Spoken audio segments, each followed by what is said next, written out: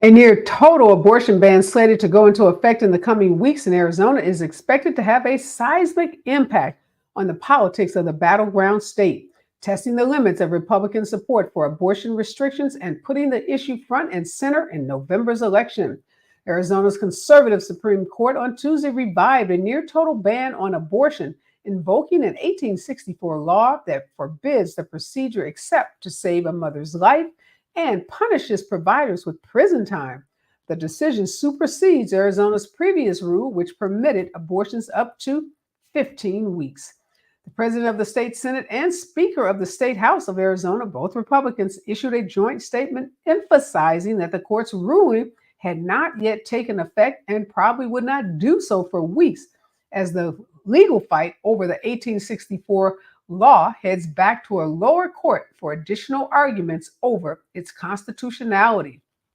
And Kerry Lake, the leading Republican candidate for Senate in Arizona, was quick to denounce the state Supreme Court's ruling upholding the 1864 law banning abortions.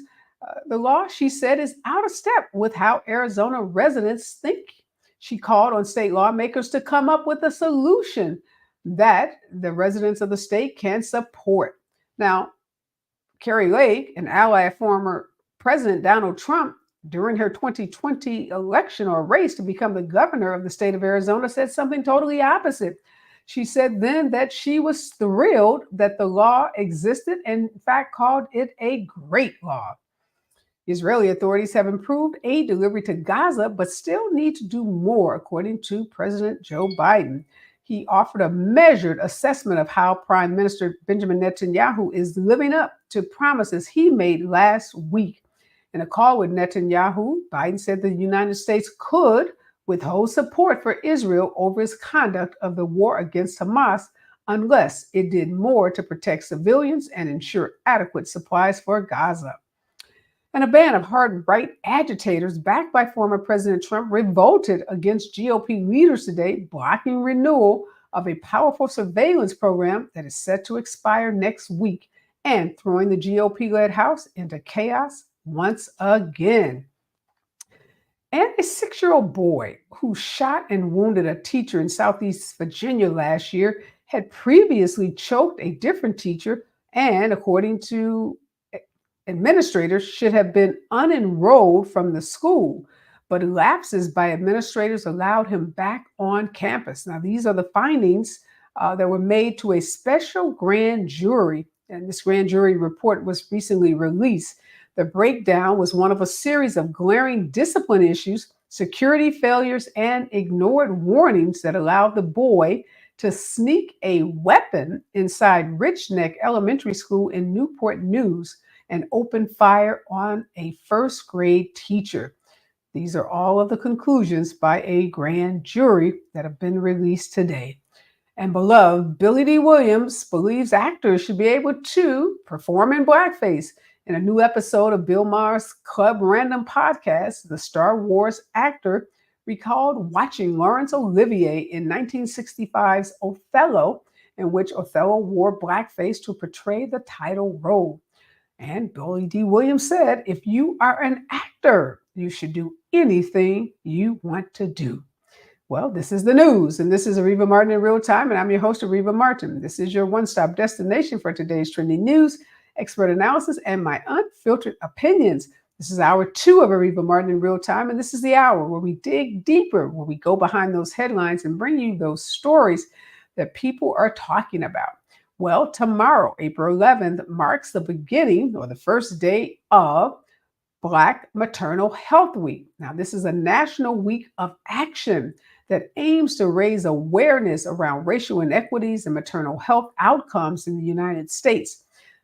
This week was founded by the Black Mamas Matter Alliance, and they are a national network of maternal health, reproductive justice, and birth justice leaders.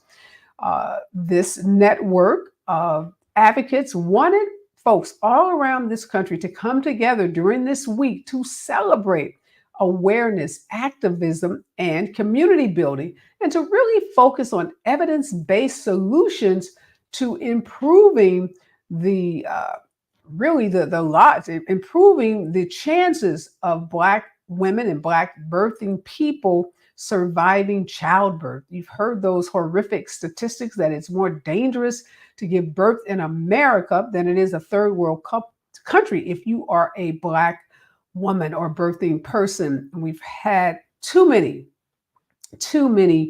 examples of women giving birth, going into a hospital, and where they should be experiencing one of the most joyous moments of their lives, should be thinking about coming home or going home with their babies, only to suffer some kind of complications and die as a result of their efforts to give birth to a child. And we've seen report after report talking about why is it that Black women have these high maternal mortality rates. And the answer, unfortunately, all comes back to the same conclusion. And that conclusion is that it has a lot to do with systemic racism in our medical care system. The advocates that I'm going to be talking to in this hour, Regina Moss Davis and Ajua Jones, they have some solutions, and they want to help women and men and people around this country understand how we can play a role and be a part of improving the safety of childbirth in America as it relates to Black women. Stay with us. When we come forward, Regina Moss Davis and Ajua Jones join me as we kick off Black Maternal Health Week right here on KBLA Talk 1580. You're listening to Areva Martin in real time on KBLA Talk 1580. On your period, sudden gushes happen without warning. But now you can say goodbye to stand-up gush fears thanks to Always Ultra Thins with rapid dry technology. It absorbs gushes 2 times faster than the leading store brand and gives you up to 100% leak-free protection. Hello, clean and comfortable with Always Fear No Gush. The Supplemental Security Income Program provides monthly payments to help meet basic needs, like putting food on the table, paying the rent, or buying new shoes for growing feet. You may qualify if your income and financial resources are low, and you are 65 or older, or an adult or child with a disability, or who is blind. Call 1-800-772-1213 or go to ssa.gov/SSI to start to apply. Produced by Social Security at U.S. taxpayer expense. If you love to travel, Capital One has a rewards credit card that's perfect for you. With Venture X, earn unlimited double miles on everything you buy and turn everyday purchases into extraordinary trips. Plus, receive premium travel benefits like access to over 1,300 airport lounges where you just check in and chill out. Open up a world of possibilities with Capital One. What's in your wallet? Terms apply. Lounge access is subject to change. See CapitalOne.com for details. Environmental justice is racial justice. Environmental justice is social justice. This is KBLA Talk 1580. KBLA Talk 1580. We've got a lot to talk about. KBLA reminds you that when we fight, we win, and we don't black down. LA Community Action Network, or LA CAN, was formed in 1999 when 25 residents of downtown LA came together and acknowledged the problems that existed in their community and made a commitment to do something about those problems, to stand together, organize, and become a force in the community that demands change. Civil rights and preventing the criminalization of poverty are their core projects. In addition, they take on women's rights, the human right to housing, and healthy food access. LA CAN also has projects focused on economic development, civic participation, voter engagement, and community media. While downtown LA remains their home base, with a particular emphasis on the Skid Row community, in 2007, they expanded their housing and healthy food access work into South Central Los Angeles. LA CAN believes that power for low-income people and people of color is achieved through a large, active, and well-informed member base that utilizes a multitude of methods to advance their messages and goals. If you'd like to join the Los Angeles Community Action Network and organize people to fight back against oppression, please visit cangress.org. That's cangress.org. This is a community call to action from KBLA Talk 1580.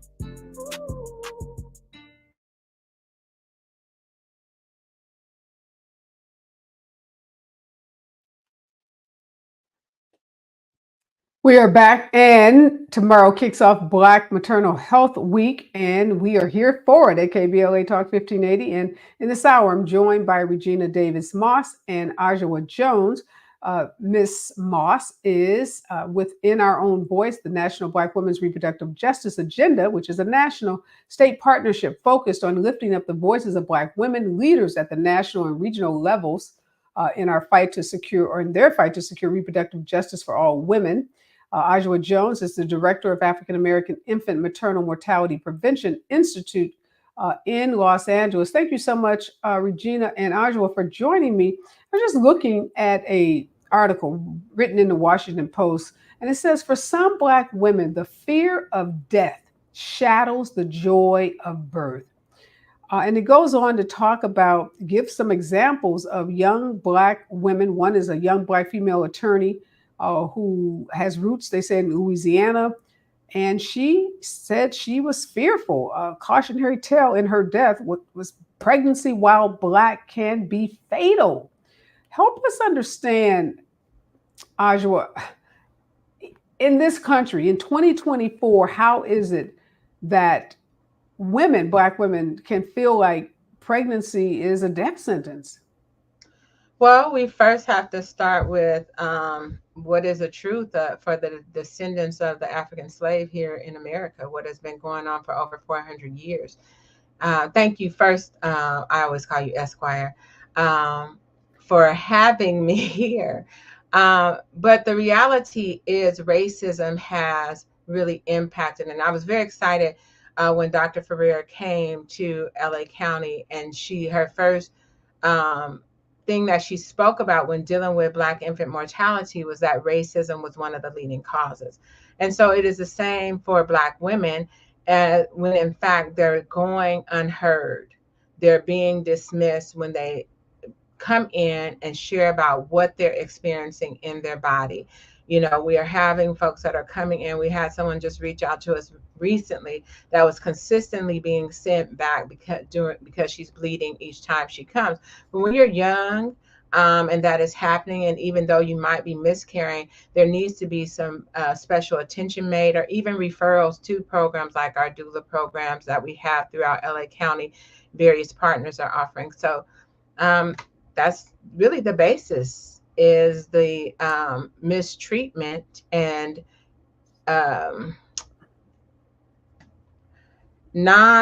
I want to say sometimes it's just a non-concern for Black folks and their issues, and not dealing with what is our reality. And that's what's brought very well said. No, very well said, and thank you for sharing that. And again, one of the passages in this article, this Washington Post article, that really caught my attention. It says, in the United States, the deadliest place to give birth among high-income nations, Black women die at 2 to 3 times the rate of their white, Asian, and Latina peers. Not only are Black women more likely to die from cardiovascular issues, blood clots, hemorrhages, high blood pressure, while pregnant and after giving birth, they are more likely to experience the discrimination and disrespect that contribute to maternal deaths. This is all research-based. These aren't just, one-off stories or speculative statements, Regina. These are actual, this information that I just read is based on research. So I remember when I first started reporting on the Black maternal mortality rate, it feels like to me it was about 3 or 4 years ago. It was at the beginning of COVID. And I guess the question is, has anything changed in the last couple of years? Unfortunately, no. Actually, the rates are increasing even more. And I want to just tell you, this is what I do. I study, I'm a public health professional, so I'm an epidemiologist. I study rates, and these rates have been here for decades. We have been looking at these issues, and you talked about how Black women are more, like 2 to 3 times more likely to die than white women. I want to underscore that to say those are white, Asian, Latino women who are, and you said educated women, those are white women. Think about that. That's compared to white women who don't even have a high school degree. So we can be degreed, we can have education, can have the means and still have poor birth outcomes. And those don't even graduate from high school. So that tells you that it's not just about having access, right? Because, we've tried all these different things. We've tried to say, well, let's, get Black women into prenatal care early. Let's try all these other, different interventions. And time again, we come back to there's both the institutional racism, which is bias, where you go in and there's discrediting of our symptoms or discrediting of our even pain. But there's also this notion of living day to day at the intersection of racism, sexism, and socioeconomic disadvantage. And when that literally gets into your body and puts you in a state where you are constantly stressed out about that, that creates wear and tear on your body. And so it has been proven in research that Black women's reproductive systems actually age faster than white or Latina or Asian women because of living day to day in that state. It's kind of like, if you think about, if you're driving a car and you are gunning the engine and you never stop gunning that engine, eventually it's going to give out. And that's what it's like when you live in a heightened state of racism every day. I'm so glad you mentioned that, because this article states exactly that. It says to offset the microaggressions, stereotypes, and general disregard that experts say Black women too often confront while seeking health care, pregnant or not. So it's not just pregnant women, that Black women try to accommodate and compensate for the biases medical personnel carry by mentioning their credentials and code switching, i.e., changing how they talk, dress, and move. So, Ajwa, Black women are aware, according to this article, of these biases, and to try to deal with them, we are making the changes. We are trying to, we go into these medical appointments, with our resumes, taped across our chest, dressing up to go to the doctor, and changing how we talk and how we look. And just as Regina said, these efforts, these changes that we make are wearing us down. They are adding to our source of stress and causing us to be hyper vigilant in ways that cause internal harm. Do you see that with the women that you work with? Do you see Black women, code switching and making changes to themselves, how they look, how they present themselves when they go to medical appointments? We have seen that. We've even had conversations with OB-GYNs themselves who have had that experience, right? When they go in for care, or they've had the experience of being told to, provide a Black and a white woman having the same issue, but being giving the white woman the top-notch services, but being told that this Black woman with this issue, oh, why are you going to give her that service? Well, I just gave it to the other person. And so what we've been doing to work on changing these issues is addressing, like Senate Bill 464, which our current supervisor, Holly Mitchell, was the author of with Black Women for Wellness and other organizations, to really address that implicit bias and racism, and to have providers be trained from the front office to the back on just that. But more so to go in and develop a relationship and partnership with them, to look at how we have not moved the needle, how these issues are still happening, how we had 2 Black dads in this county suffer from the loss of their partners last year. And we worked directly with them that entire time. Both of those women were college educated and were excited about delivering their child. Mrs. Bridget Cromer left behind 5 children and was on her way to her next nursing exam to get her NCLEX so she could go to the next level of nursing.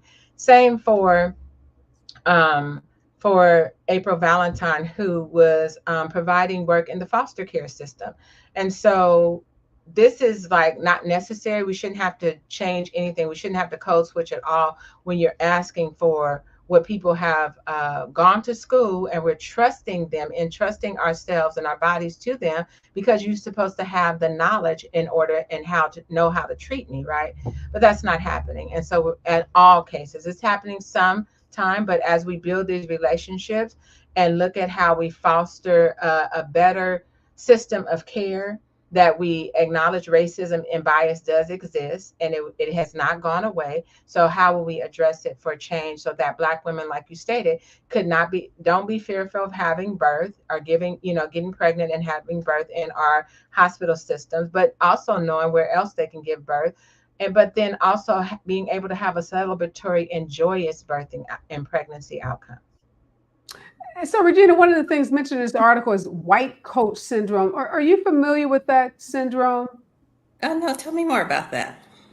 Yeah, so it's a Black attorney that's referenced in the article who's pregnant. She's the only Black woman in her office, and she's expressing to her coworkers that she's concerned about giving birth. And one of them asked her, "Are you sure it's not white coat syndrome?" And this attorney says she's never heard of this syndrome either. And the colleague explains it as, "Oh, it's like you only have high blood pressure at the doctor's office because you're nervous."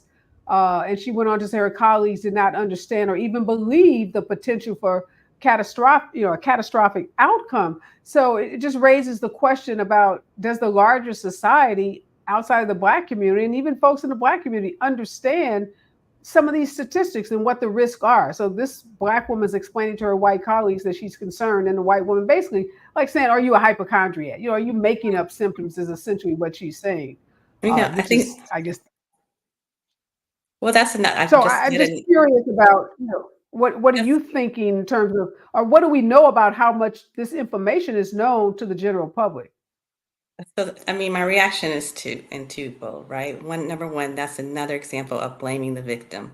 And number two, it's falls in the face of what we already know. Okay, so some of the leading causes of maternal mortality are related to things like high blood pressure and cardiovascular disease. And so those are chronic illnesses, and those tend to have already been diagnosed. So people go into the hospital, hopefully with those things diagnosed, documented in their chart, and hopefully under the care of a doctor who has already alerted those before they come to the hospital. But even then, it's on the doctors at the time, whether that be during prenatal care or during delivery, to keep monitoring those things. If they see, an increase in someone's blood pressure, that's the example that you gave, this assumption shouldn't be, "Oh, this person is just overreacting because of this." That goes back to the whole thing when I talked about discrediting and dismissing our symptoms. But the assumption should be, what do I need to do to get this under control? And it also leads to the other statistic, which is about 3/4 of deaths occur after they deliver, right? So they occur in the postpartum period. That tells us we know exactly where we need to intervene. So we need to be doing things like, asking questions like, why are we discharging Black women so soon? Why are we fighting against policies like, thankfully, now we have Medicaid that is now going to be extended to 12 months postpartum.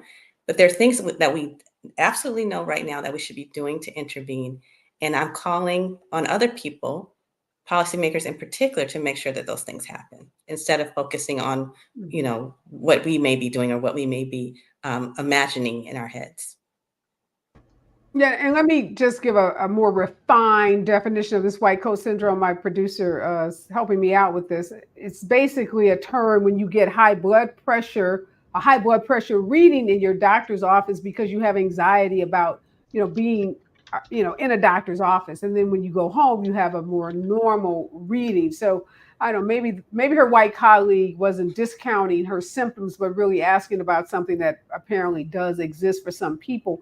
But I guess I'm still a little confused, Ajwa, about when I started reporting on this Black maternal mortality rate. I was surprised about how many women my age or my peers who had given birth to kids, a while ago, who have teenagers or young adults who really didn't know about the risk. And then even in talking to younger women, again, even in the Black community, a lot of folks didn't know. So I'm just trying to grapple with how much of this information is readily known in our community and then outside of our community.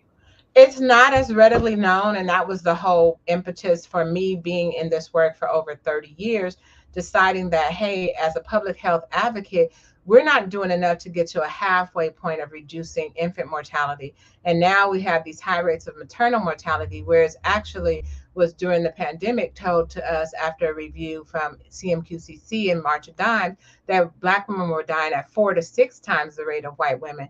So we had to bring in those with a lived experience to do a community and government partnership to look at ways to identify the gaps in services and resources and inform our community that this is a problem. You should be aware, and let us help you with the advocacy tools through doulas, through midwives. Know your options, and this is not something we have to be afraid of. And providers, we're ready to come and have these conversations and look at ways to turn this around, to reduce this incidence of death and disease and stop it and eliminate it in our communities. So obviously a lot more work. Go ahead, jump in. Oh, I was just, you are definitely spot on in that the numbers are increasing. And I think why we're getting so much attention to it is because they're so stark and they don't seem to be decreasing. And then also because we see high profile people that are almost having these near-death experiences, and we're boggled. And actually, some that have actually died. We've seen a couple like Tori Bowie, and we're saying, how can this be? And so, while it does raise awareness of this issue, and we have, thankfully, the 5th anniversary of Black Maternal Health Week that's helping to address this issue, we still have a lot more to go in terms of, now that we know the problem, now it's time for us to move into action and address these, and so that we can stop losing mothers and daughters and sisters and aunties and nieces. Yeah, when we come forward, I want to talk about having a Black doctor. What difference does that make, if it makes a difference? Because we know that there's some studies out there to suggest that having a Black doctor can have an impact, but we also know there aren't tons of Black doctors, particularly when you get into rural communities and smaller cities. There's just a shortage of Black doctors who are OBGYN doctors. And also I want to talk about what we should be thinking about during Black Maternal Health Week, because I'm, again, just not at all happy with how many people still don't see this as the kind of alarming, crisis that it is. And what can we do to help make sure more people are aware of the issues related to Black maternal mortality rates? Stay with us. KBLA Talk 1580. Right time. More of Areva Martin in real time when we come forward. I'm Amber Payton. Here's the latest on the Black Information Network. New York City Mayor Eric Adams is supporting legislation that would help protect homeowners from squatters in New York City. Several council members are planning on introducing legislation that will make it easier for police to get rid of squatters. Adams, who is Black, says too often we seem to ignore homeowners and working-class New Yorkers. Current law makes it hard for landlords to remove squatters by requiring them to take the matter to court. The assistant principal at a Virginia elementary school where a 6-year-old shot his teacher is facing 8 counts of felony child abuse and disregard for life. Ebony Parker worked at Rich Neck Elementary in Newport News in January 2023 when Abigail Zwerner was shot. Zwerner sued Parker, who was Black, last April, claiming she warned several times that the boy was acting violently. She was also allegedly told that the student had a gun and did nothing, according to the suit. That's the latest. I'm Amber Payton on your home for 24/7 News, the Black Information Network. In downtown Los Angeles, a SIG alert now for the 101 southbound before Broadway. Police activity has the right lane shut down. Traffic had to stop from Sunset Boulevard. In Calabasas, there's trouble for the 101 southbound past Las Virgenes Road. It's a wreck in the right lane, stopping traffic as far back as Canaan Road.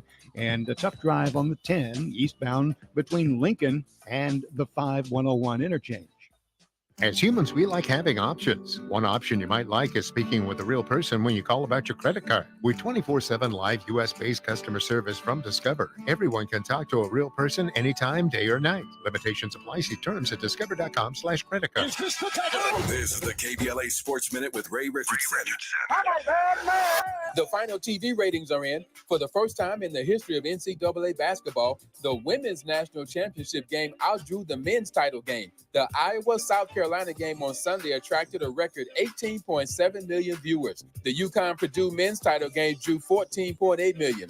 Women's college basketball exploded this season, and the popularity is expected to continue. USC freshman guard Isaiah Collier announced today he's entering the NBA draft. Collier is projected to be a first-round pick between 10 and 15. Collier averaged 16.3 points and 4.3 assists. He was expected to be a one-and-done. Collier was the nation's #1 recruit in the class of 2023 from Wheeler High School in Marietta, Georgia. The Clippers are back in action tonight at Crypto.com. They have a rematch with Phoenix after last night. The Lakers are off until Friday at Memphis. No debates, no speculation, just the info you need. That's your KBLA Sports Minute. I'm Ray Richardson on KBLA Talk 1580. Follow the leader. KBLA Talk 1580. Follow the leader. If you're not following KBLA Talk 1580 on all of our socials, then you're missing out. Download our app and find us on Facebook, Twitter, Instagram, YouTube, and on the web at KBLA 1580. That's right. Again, you can find all of our socials at KBLA 1580. We've got a lot to talk about. By the way, if you miss any of our weekday shows in real time, you can always catch up by checking out the podcast of your favorite shows at your leisure. At KBLA Talk 1580, we've got your black. Got your blood. Keep following the leader. Oh my God. Follow the leader. Follow the leader. Follow the leader. We used to argue about whose turn it was to clean the gutters, but then I had leaf filter gutter protection installed. Wait, I told you Leaf Filter had free inspections and estimates and a lifetime guarantee. Meaning we never have to argue about whose turn it is to clean the gutters again. But I visited leaffilter.com/beacon first. No, I did. It doesn't matter who. Visit leaffilter.com/beacon to schedule your free gutter inspection and get up to 30% off today. See representative for warranty details. Promotion is 20% off plus a 10% senior or military discount. One discount per household. Did you know that feeling sluggish or weighed down could be a sign that your digestive system isn't working at its best? Taking Metamucil every day can help. Metamucil fiber powders help promote your daily digestive health using a plant-based fiber called psyllium. The gelling action of this special fiber traps and removes waste, so you can feel lighter and more energetic.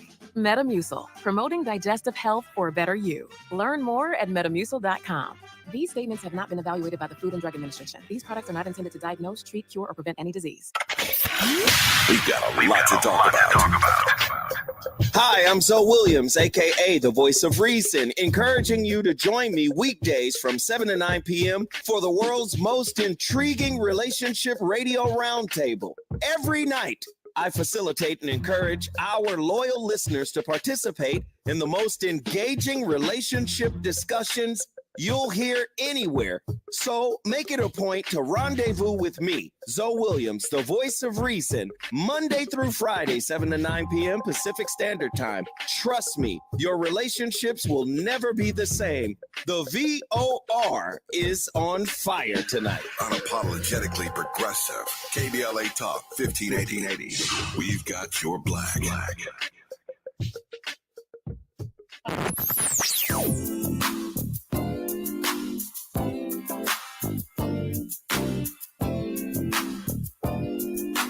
This is KBLA Talk 1580. Talk radio. That's music to your ears. We're unapologetically progressive. KBLA Talk 1580.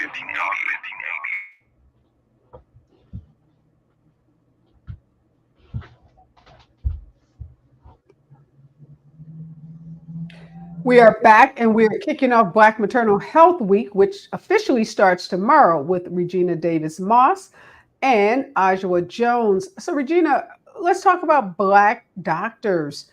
I've read a lot of studies that say that for a lot of Black patients or Black people who are in the medical in the healthcare system, having a Black doctor, someone that they believe can relate to them, that shares their cultures, their norms, their traditions, is one way of making them feel, more safe and secure in the medical system. Does that seem to have any impact? Does research show that having a Black doctor has any impact on the Black maternal mortality rate? Yes, the research has shown that what they call it concordance, where you have a healthcare provider that looks like you. It has resulted in better birth outcomes, both for the infant and the mother. So there is research to support that.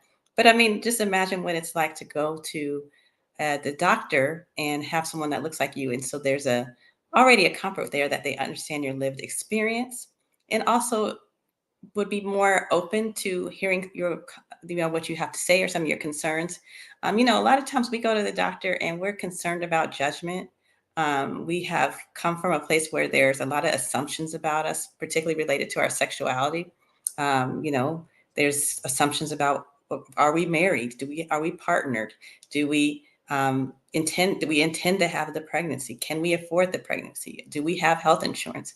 All of those things precede us before we go into the doctor's office and have an impact on the treatment. They always say, let's, create more access to care, build more clinics in the community. But if I go into the clinic and I'm not treated well, what is the likelihood of me coming back? So things like having doctors that look like us and understand our lived experience definitely do help with improving the outcomes for a number of reasons.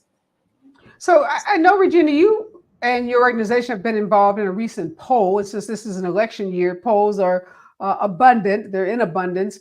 And the poll numbers suggest that the issue of reproductive justice is number one priority for Black women voters. Was that shocking to you, you and your organization, when you did this poll? No, not at all. And the reason why, let me start by telling you what reproductive justice is. So to your listeners, reproductive justice is not reproductive freedom. It's not reproductive liberty. All these terms that you're hearing right now, reproductive justice was a term that was coined over 30 years ago by 12 Black women who said, you know what, we're talking about abortion, but that means we're not talking about all the other things that Black women in particular, but women of color are concerned about when they have to make a decision about whether or not they want to continue a pregnancy or not. And at that time, we were also wanting to get pregnant because they were sterilizing us without our consent. So reproductive justice is the right to have a child, the right to not have a child, the right to raise that child in a safe and sustainable environment, and the right to, later on, they added another one, which was the right to sexual expression and pleasure. And so when I talked about before how there's all these other things that we're thinking about when we think about the decision to continue a pregnancy. Can I afford the child? Can I continue my job? Can I continue my education? Do I live in an environment where it's safe for me to raise the child? God forbid something happened to my child walking to get Skittles and drinking an Arizona iced tea. Those are reproductive justice issues. Is my partner going to be upset when they find out that I'm pregnant? Does that increase my risk for intimate partner violence? So all of those issues contribute, or these are all the concerns that a lot of women take into account when they make that very personal decision about whether or not to continue a pregnancy. So reproductive justice it's our job to educate people, to say this is a broader conversation. And that's what our poll has done time and time again. We've been doing this poll for over 10 years. And it says that for Black women and Black men, that abortion is not the top issue. It's things like economics. It's things like democracy, our fair and free elections. And so it's an important issue, but it's never been the top issue for us. And certainly we care about bodily autonomy and being able to make decisions about our own bodies. But that is why we really do focus on trying to help people appreciate what reproductive justice is. Well, it's interesting that you say that, and obviously we're going to talk about abortions, but obviously abortions are in the news in a big way, particularly this week in light of that Arizona Supreme Court decision relying on an 1864 law banning basically all abortions in the state except for very narrow exceptions.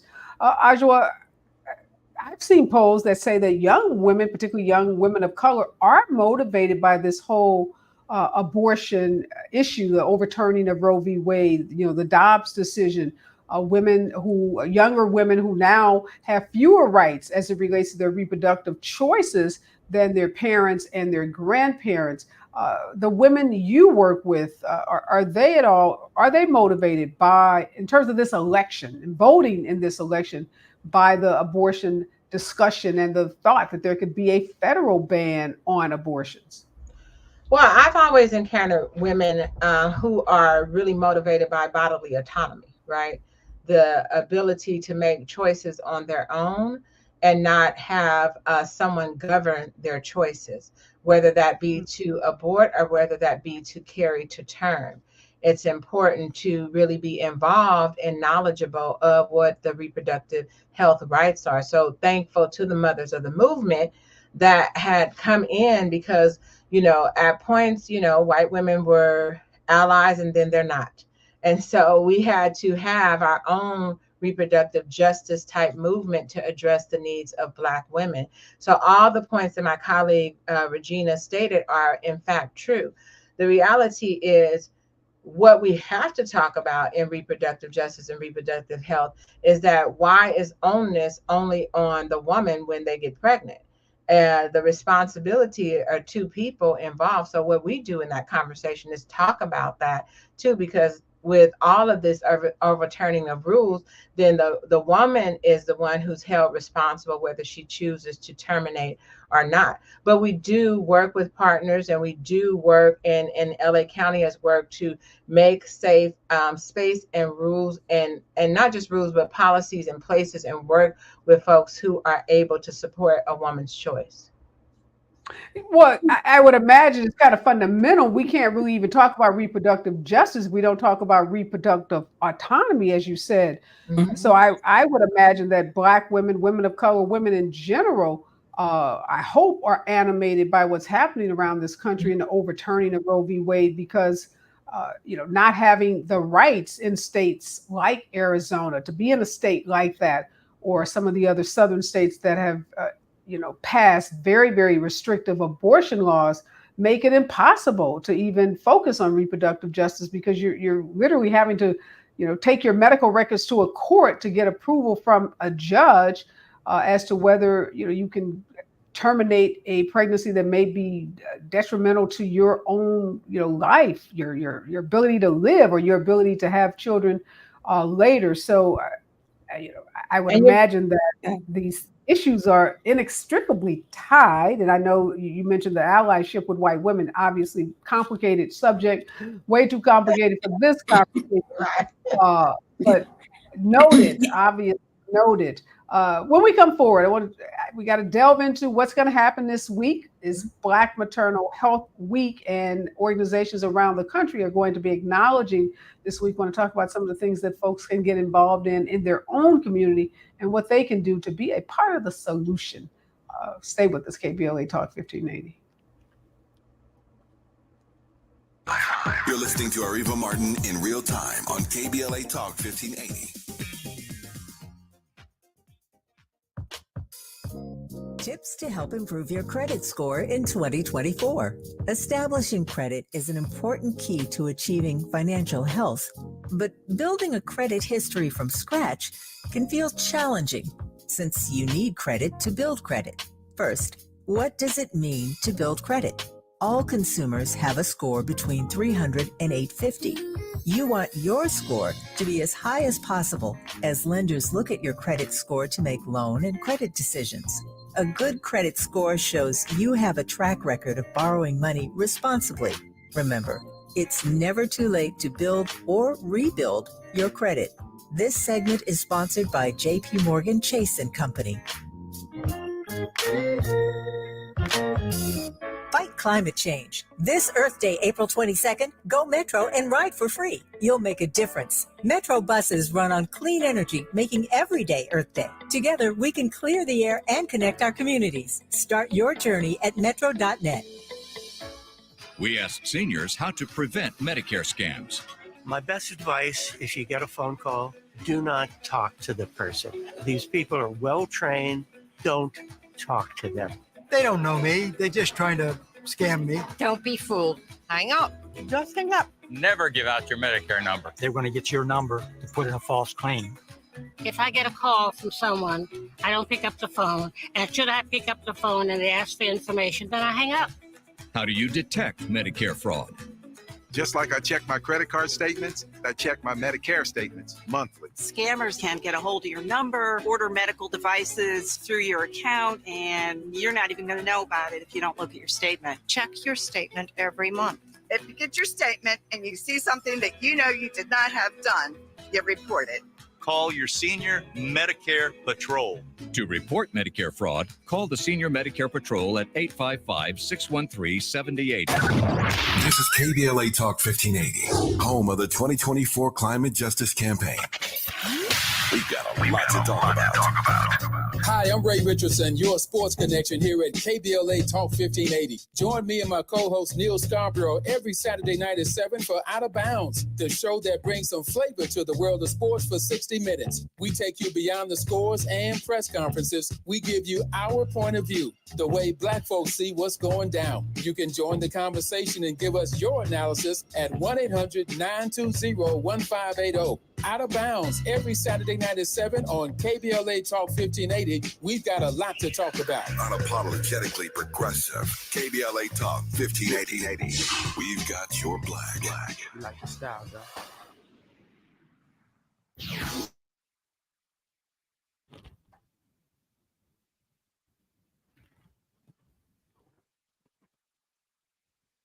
It is Black Maternal Health Week. It kicks off this tomorrow, actually, on Thursday, and it goes until April 17th. It's a national week of action that aims to raise awareness around racial inequities in maternal health outcomes in the United States. It was founded by Black Mamas Matter Alliance, which is a national network of maternal health, reproductive justice, and birth justice leaders.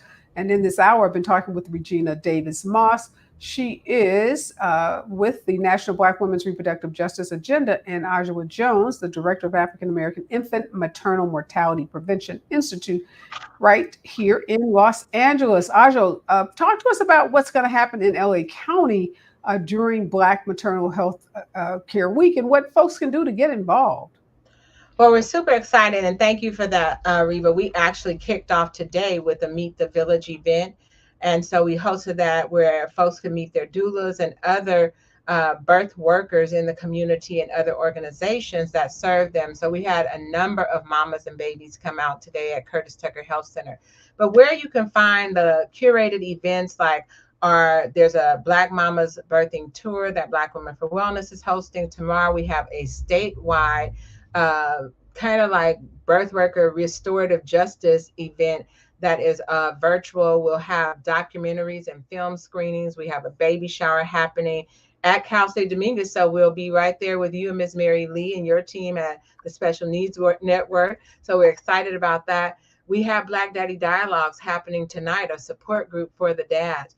But all of these events have been especially curated for Black mamas, their partners, their fathers, and their support team, the entire village, to really get in line with Black Mamas Matter Alliance. Jan Robinson Flynn of Black Women for Wellness and I brought this to LA in 2018 because she is an alliance partner.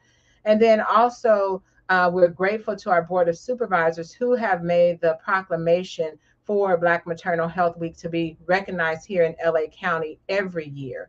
And so we will have events for maternal mental health.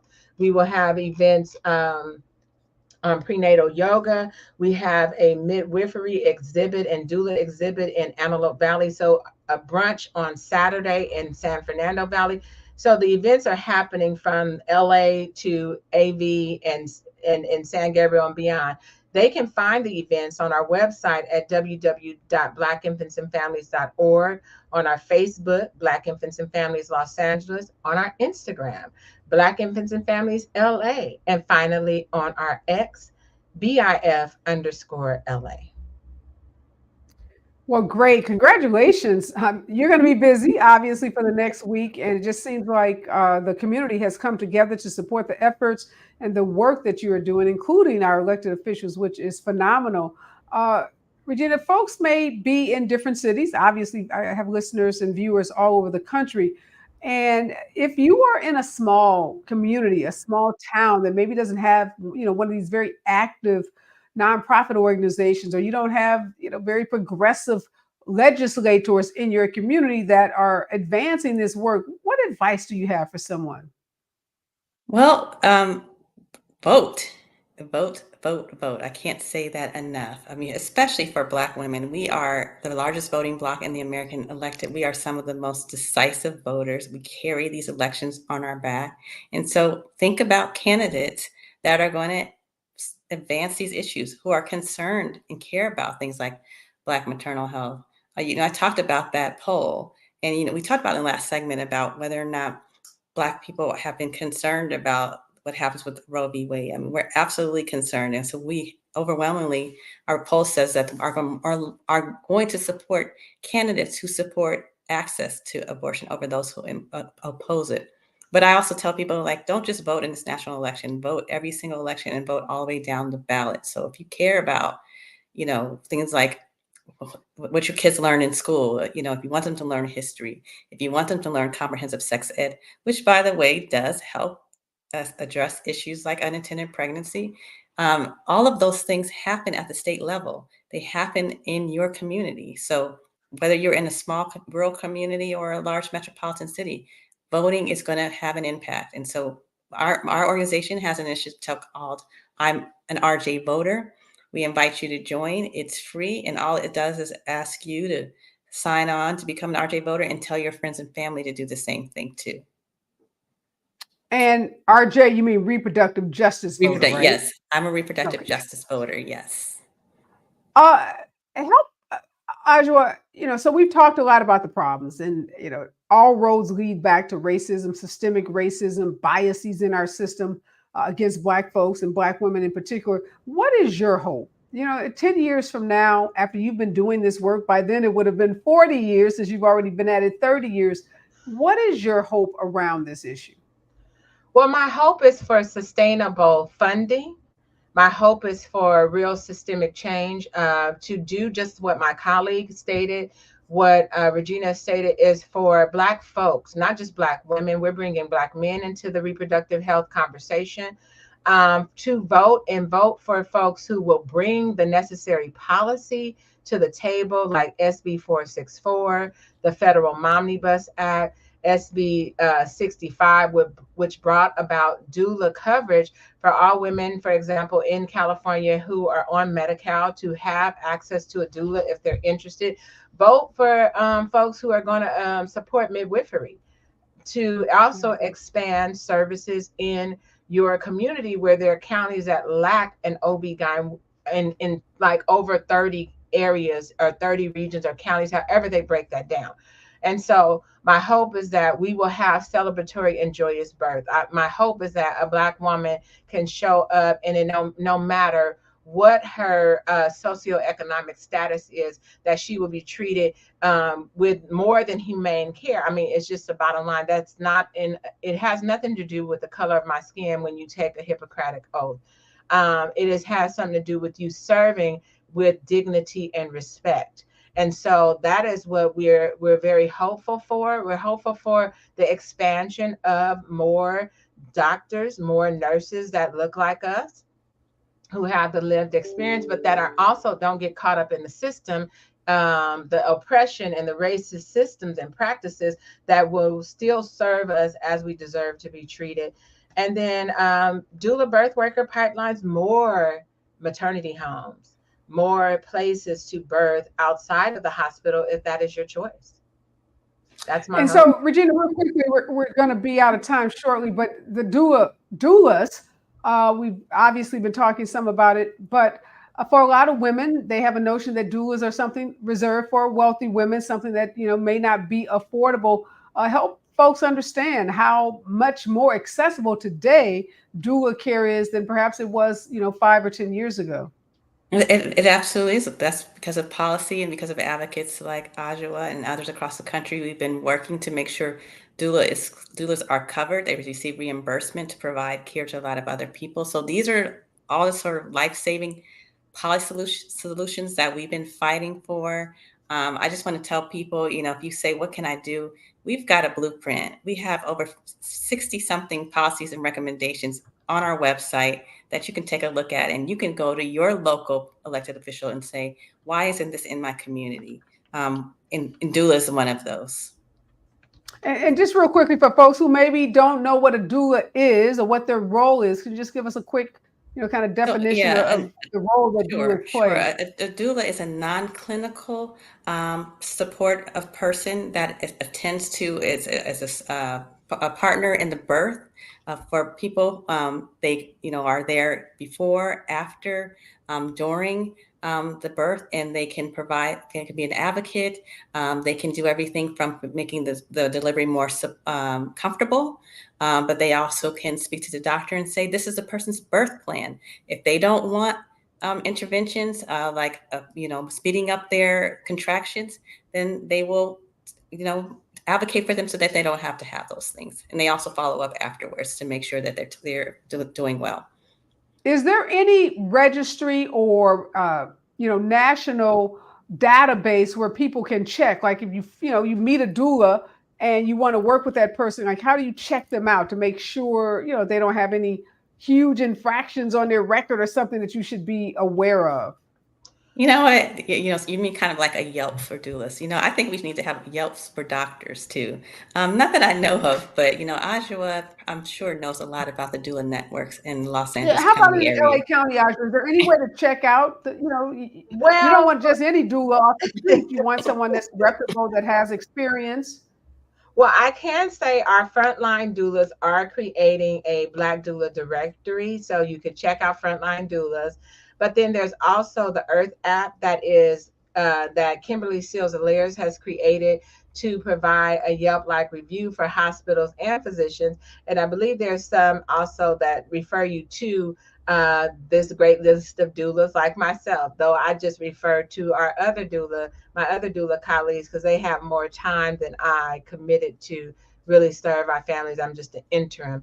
But it's not so much as a directory, but definitely word of mouth and the various programs. You will see that you will be served well. And then if it doesn't work out, just like people should know what a provider, let me say this real quick, switch. Mm-hmm. You can leave. You can choose somebody else. It's okay. Yeah.